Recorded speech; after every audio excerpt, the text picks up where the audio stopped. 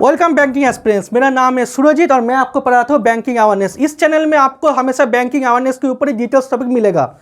हमने पहले क्लास में पढ़ा था SLR, difference between SLR and CRR, और साथ ही में रिफाइनेंस फैसिलिटी भी। और अभी हमारा अगला टॉपिक है ना, वो है इनडायरेक्ट इंस्ट्रूमेंट।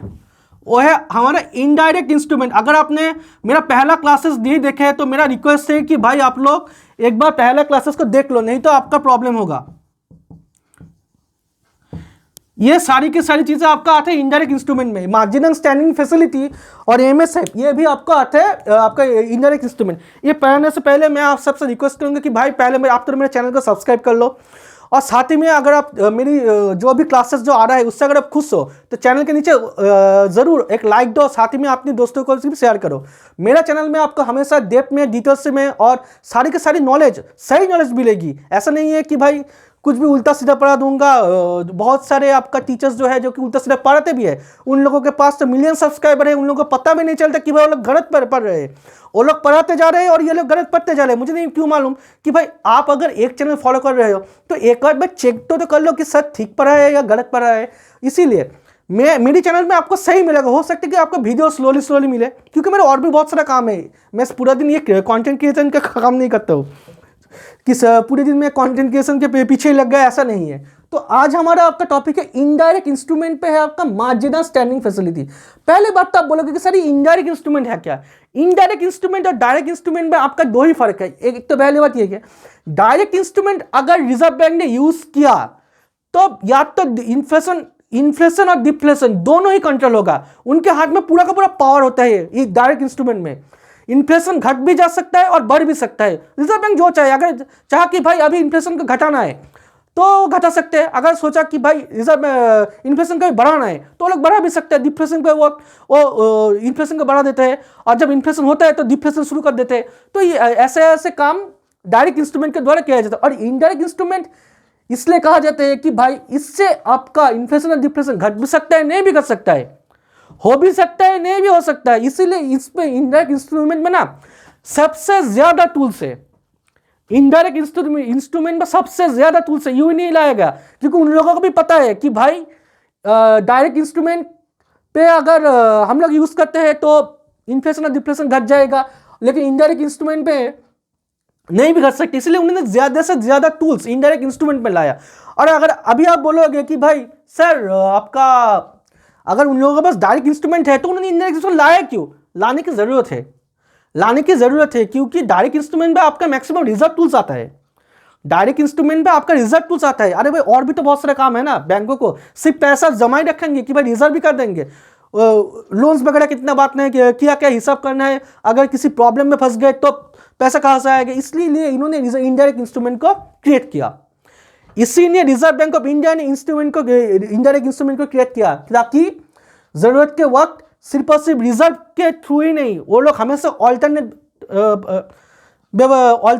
आपका व्यवस्था भी, ऑल्टरनेट पोजीशन भी आप लोग रखेंगे। जैसे कि हम लोग दो मोबाइल यूज करते हैं, अगर एक मोबाइल चला गया तो कोई दिक्कत नहीं, दूसरा मोबाइल यूज करेंगे। हो ही सकता है कि एक मोबाइल पे कोई प्रॉब्लम आ सकता है। इसीलिए वैसे ही आपके इनडायरेक्ट इंस्ट्रूमेंट पे आपका पहला आता है मार्जिनल स्टैंडिंग फैसिलिटी, एमएसएफ। ये सबसे ज्यादा कॉस्टली होता है। इनडायरेक्ट इंस्ट्रूमेंट में आपका आता है repo rate, reverse repo rate, term repo, long term repo, MSS, OMO और भी बहुत कुछ आता है। लेकिन इसमें से सबसे आपका कॉस्टली होता है, हाईएस्ट कॉस्टली होता है मार्जिनल स्टैंडिंग फैसिलिटी। इसके ऊपर और कोई कॉस्टली नहीं है। अगर बैंकों को एमएसएफ पे अगर लोन लेना है तो उन लोगों को सबसे ज्यादा ब्याज चुकता करना पड़ेगा। और ये एमएसएफ जो होता है ना वो एक दिन के लिए होता है। एमएसएफ आया था आपका 2011 में। कोलैटरल मैंडेटरी, कोलैटरल का मतलब यह है कि भाई आपका सिक्योरिटी मैंडेटरी है। आपको कुछ ना कुछ सिक्योरिटी रखना पड़ेगा, कोई ना कोई गवर्नमेंट सिक्योरिटी रखना पड़ेगा, कोई ना कोई ट्रेजरी बिल भी आप रख सकते हो, लेकिन आपको रखना जरूर पड़ेगा। सिक्योरिटी मैंडेटरी है। कोलैटरल का मतलब है सिक्योरिटी। मार्जिनल स्टैंडिंग फैसिलिटी पे अगर आपको लोन लेना है ना तो आपको टाइम होता है 3:30 PM से लेकर 4:30 PM। 4 बजे के बाद तो आपका बैंक बंद हो जाता है, तो उन लोगों को पता चल जाता है कि भाई उन लोगों का एनडीटीएल कितना है। 4 बजे के बाद तो आपका बैंक बंद हो जाता है ना, तो उन लोगों को पता है कि भाई उनका एनडीटीएल क्या है। उसी एनडीटीएल के ऊपर बेस करके वो लोग लोन्स देते हैं। मिनिमम होता है आपका 1 करोड़, मैक्सिमम आप 1% ऑफ एनडीटीएल मांग सकते हो। ऐसा नहीं है कि भाई आपके बैंक में पैसा जमा नहीं हो रहा तो भाई सोचा कि आपने चलो भाई रिजर्व बैंक के पास जाते हो, जाके 10,000 करोड़ मांग लेते हैं, ऐसा नहीं देंगे रिजर्व बैंक। आपका जितना एनडीटीएल है उसके ऊपर सिर्फ 1% आपका मैक्सिमम मिलेगा, उसके ऊपर नहीं मिलेगा।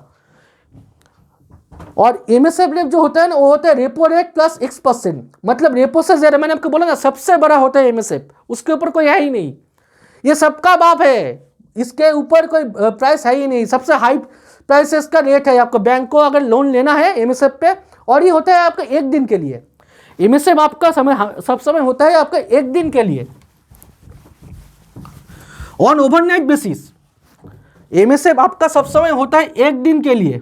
मान लो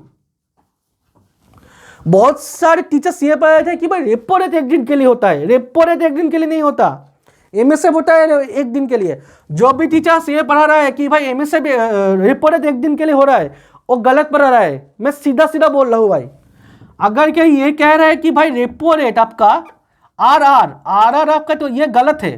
ये है आपका एमएसएफ,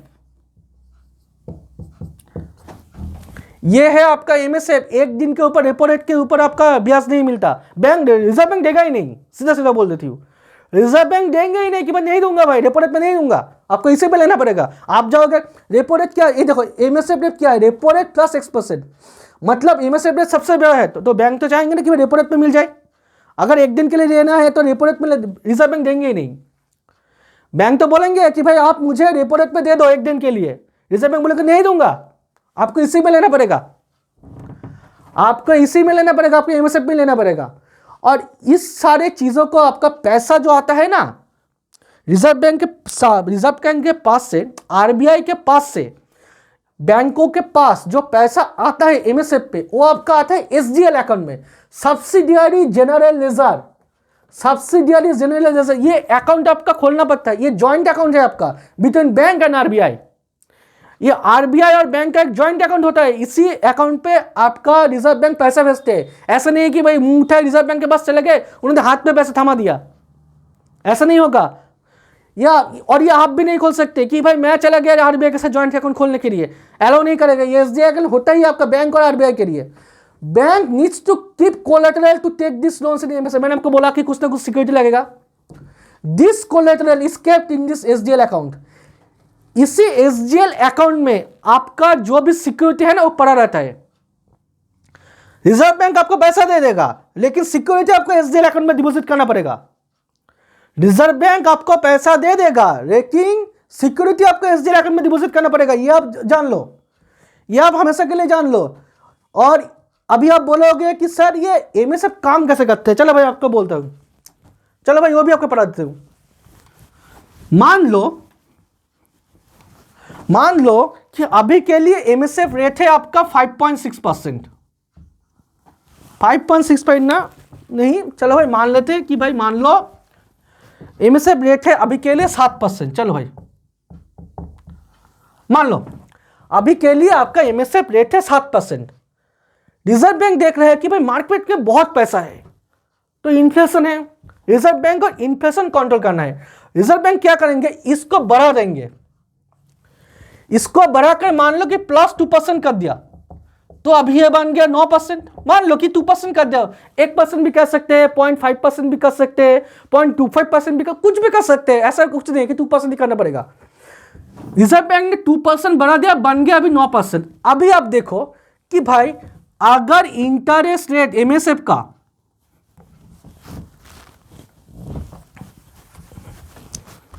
अगर मार्जिनल स्टैंडिंग फैसिलिटी का आपका इंटरेस्ट रेट अगर बढ़ गया, अगर बैंकों को रिजर्व बैंक के पास से, अगर बैंकों को रिजर्व बैंकों के पास से महंगाई में लोन खरीदना पड़े, अगर बैंकों को रिजर्व बैंक के पास से महंगाई में लोन खरीदना पड़े, तो बैंक तो जो डिफरेंस जो होता है लोन्स का, जो महंगा लोन जो खरीदते हैं, वो तो कस्टमर के ऊपर से हासिल करेंगे ना। तो कस्टमर का लोन्स भी ऑटोमेटिकली आपका महंगा हो जाएगा। कस्टमर का जो लोन्स है ना वो भी ऑटोमेटिकली आपका महंगा हो जाएगा। और अगर लोन्स महंगा हो गया, ऑटोमेटिकली लोग कम लोन लेंगे, ऑटोमेटिकली लोग कम लोन लेंगे। और अगर लोन्स कम आया ना तो मार्केट में कैश कम आएगा। तो मार्केट में कैश कम आएगा, और अगर मार्केट में कैश कम आया तो मार्केट में ऑटोमेटिकली डिमांड भी कम आएगा, क्योंकि आपके जेब में तो पैसा है ही नहीं, आपकी जेब में तो पैसा है ही नहीं। अगर आपके जेब में पैसा ही नहीं है तो आप खरीदोगे कहां से? और अगर डिमांड अगर आया आपका कम आया तो ऑटोमेटिकली उस चीज का प्राइस भी घट जाएगा। डिमांड तो है ही नहीं, कौन खरीदेगा भाई? चलो भाई प्राइस घटा रहते हैं ऑटोमेटिकली, और अगर प्राइस घट गया ऑटोमेटिकली आपका इन्फ्लेशन भी घट जाएगा, ऑटोमेटिकली आपका इन्फ्लेशन भी घट जाएगा। इसी तरह से आपका एमएसएफ काम करता है। मान लो अभी एमएसएफ को इन्होंने घटाकर नीचे कर दिया, तो बैंक को तो सस्ते में लोन मिल रहा है, बैंकों को तो सस्ते में लोन मिल रहा है। अगर बैंकों को सस्ते में लोन मिल रहा है तो बैंक भी कस्टमरों को सस्ते में लोन बांटेगा, तो बैंक भी कस्टमरों को सस्ते में लोन बांटेगा। और अगर कस्टमरों को सस्ते में लोन मिल रहा है तो कस्टमर क्या करेंगे? ज्यादा से ज्यादा लोन लेंगे। कस्टमर तो बैंक ज्यादा से ज्यादा लोन लेंगे ना, और अगर ज्यादा से ज्यादा लोन लेंगे तो मार्केट में कैश ज्यादा आएगा। अगर कैश ज्यादा आया तो डिमांड ज्यादा आएगा, डिमांड ज्यादा आएगा, सप्लाई तो लिमिटेड है, तो प्राइस भी बढ़ेगा, प्राइस बढ़ेगा तो इन्फ्लेशन बढ़ेगा। इसी तरह से आपका काम करते हैं ये एमएसएफ, इसी तरह से आपका ये मार्जिनल स्टैंडिंग फैसिलिटी काम करते हैं। और अभी आप लोग ये बोलोगे कि सर ये एमएसएफ इनडायरेक्ट इंस्ट्रूमेंट में क्यों है? ये इनडायरेक्ट इंस्ट्रूमेंट में क्यों है? अभी मान लो कि भाई ये वाला हिस्सा मैंने हटा दिया, चलो भाई मान लो कि भाई आपका interest reserve bank of India ने बढ़ा दिया। कैलकुलेशन क्या है? अगर इंटरेस्ट बढ़ेगा तो लोन्स महंगा होगा, लोन्स महंगा होगा तो लोग कम लोन्स लेंगे, लोन्स कम लेंगे तो डिमांड आएगा, डिमांड नीचे आएगा, प्राइस नीचे आएगा, डिमांड नीचे, कैश नीचे आएगा, इन्फ्लेशन नीचे आएगा। लेकिन फिर भी अगर लोगों ने लोन्स ले लिया तो आपको मानो 12% में आपको लोन मिल रहा है, रिजर्व बैंक ने एमएसएफ को बढ़ा दिया, बैंकों ने उसको 13% कर दिया, फिर भी लोग लोन ले रहे हैं कि भाई नहीं भाई फिर भी हमें लोन चाहिए, हमें लोन चाहिए, तो तब तो ये काम नहीं करेगा ना, मतलब ये फेल हो जाएगा। एमएसएफ को बढ़ा दिया, मान लो 2% बढ़ा दिया, 3% बढ़ा दिया, फिर भी लोग लोन ले रहे हैं, लोन महंगा हो जा रहा है, पर्सनल लोन महंगा हो रहा है, व्हीकल लोन महंगा हो रहा है, हाउस लोन महंगा हो रहा है, फिर भी लोग लोन ले रहे हैं, तो तब तो ये एमएसएफ टूल काम नहीं करेगा, तब तो ये मार्जिनल स्टैंडिंग फैसिलिटी काम नहीं करेगा। तो इसीलिए इसको इनडायरेक्ट इंस्ट्रूमेंट पे रखा जाता है। हो भी सकता है, नहीं भी हो सकता है, इन्फ्लेशन कंट्रोल हो भी सकता है और इन्फ्लेशन कंट्रोल नहीं भी हो सकता है, डिफ्लेशन कंट्रोल हो भी सकता है और डिफ्लेशन कंट्रोल नहीं भी हो सकता है। इसीलिए इसको आपका एमएसएफ को इनडायरेक्ट इंस्ट्रूमेंट में रखा जाता है। सही है, यही है, जो भी है यही है, और भी कुछ नहीं है।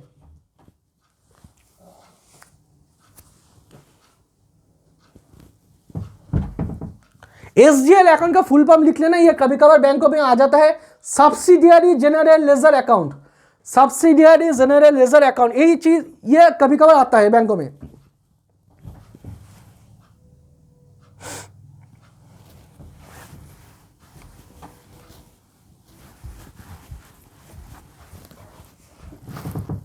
चलो भाई आगे चलते हैं, आगे और भी बहुत सारे इनडायरेक्ट इंस्ट्रूमेंट है।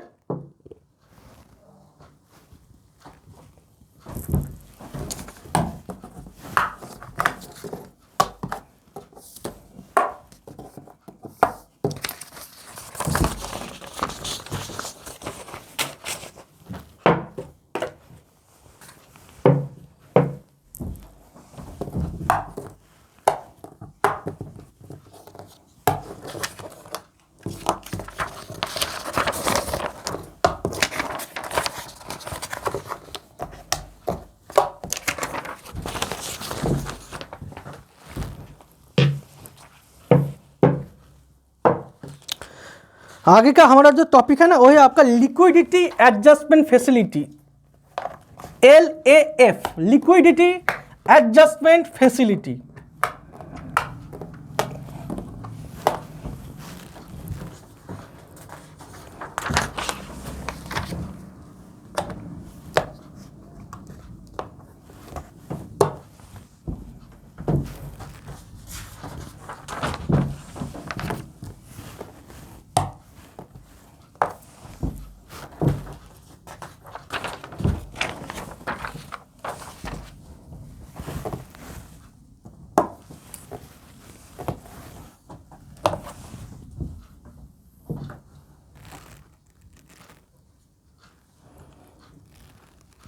चलो आगे का हमारा टॉपिक है लिक्विडिटी एडजस्टमेंट फैसिलिटी, या फिर इसको कहते हैं एलएएफ।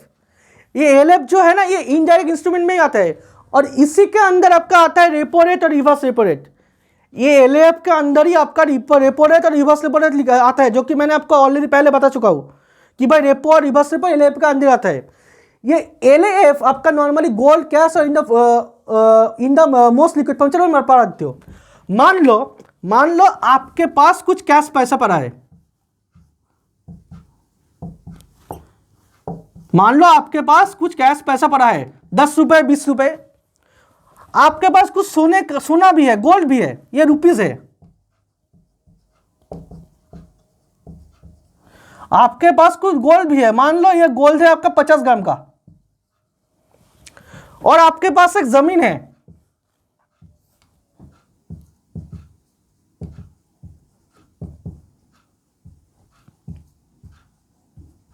और आपके पास एक घर भी है।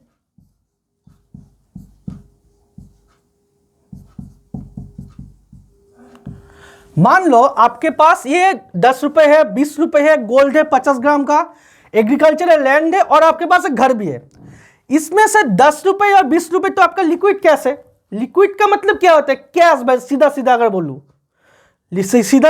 बोलूं तो भाई कैश कितना है, तो 10 रुपए 20 रुपए हो गया आपका लिक्विड कैश, और ये बन गया आपका गोल्ड। ये अगर आप बाजार में जाओगे ना, ये सोना लेके, अगर आप 50 ग्राम का सोना लेके अगर बाजार में जाओगे ना, ये आसानी से बिक जाएगा।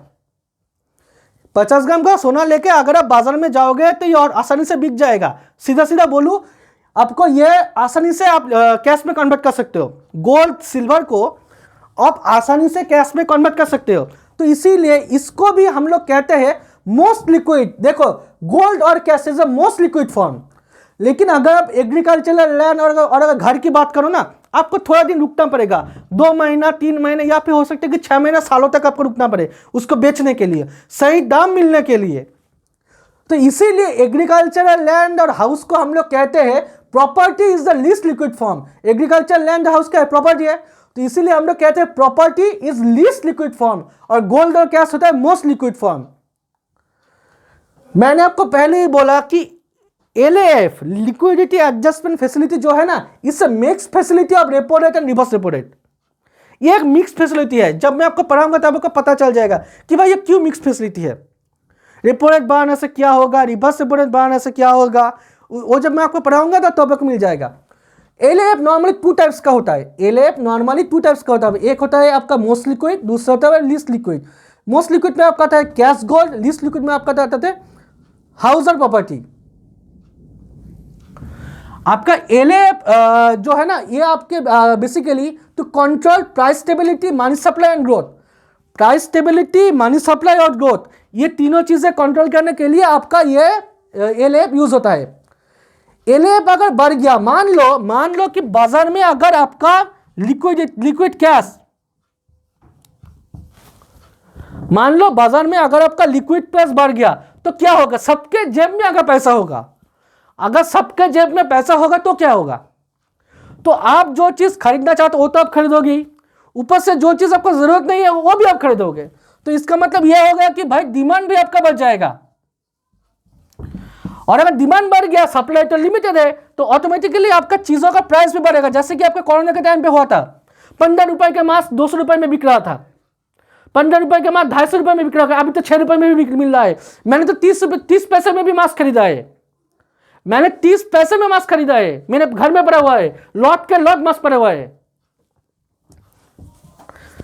ये आपके बन गया, तो प्राइस अगर बढ़ गया तो ऑटोमेटिकली इन्फ्लेशन भी आपका बढ़ेगा,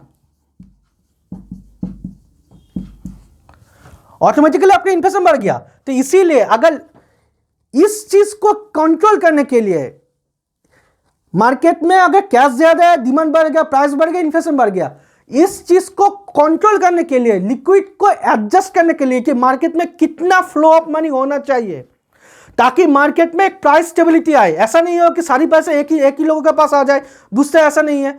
मार्केट में इतना पैसा आया कि भाई इन्फ्लेशन इतना बढ़ गया कि भाई कुछ लोग तो बिना खाए हुए मर रहे हैं। तो अगर हर चीज़ों का प्राइस सही से लगाने के लिए, मार्केट में इन्फ्लेशन और डिफ्लेशन को प्रॉपर तरीके से कंट्रोल करने के लिए एलएएफ के अंदर लिक्विडिटी एडजस्टमेंट फैसिलिटी को लाया गया, जिसके अंदर दो टूल्स लाया गया। लिक्विडिटी एडजस्टमेंट फैसिलिटी के अंदर दो टूल्स लाया गया, एक है आपका रेपो रेट और दूसरा लाया गया आपका रिवर्स रेपो रेट। और भी टूल्स है, लेकिन मेनली दो टूल्स है आपका लिक्विडिटी एडजस्टमेंट फैसिलिटी के अंदर। इतना ही है एलएफ आपका, इतना ही आपको लिया काफी है कि भाई ये एलएफ है क्या।